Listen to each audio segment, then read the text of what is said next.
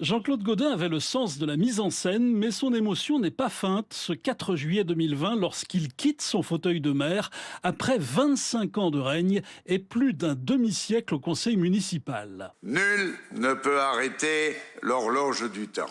Elle sonne aujourd'hui pour moi l'heure du retrait. Elle ne marquera jamais la fin de cette passion pour laquelle j'aurais donné le meilleur de moi-même. Une fin de mandat entachée par la tragédie de la rue d'Aubagne, ces 8 morts dans l'effondrement d'immeubles vétustes. Un drame qui me hantera toujours, confie l'homme fort de Marseille, alors que les familles de victimes ont manifesté sous ses fenêtres au cri de Gaudin assassin. Vétustes elles aussi les écoles de la ville, faute d'entretien. Autre point noir de son bilan, l'alliance avec le Front National dans les années 80 pour s'emparer de la présidence de région, un partenariat rompu en 89.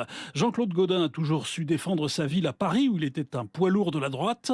Le jour de son départ, son successeur socialiste, Benoît Payan, avait salué l'un des derniers monuments de la politique française.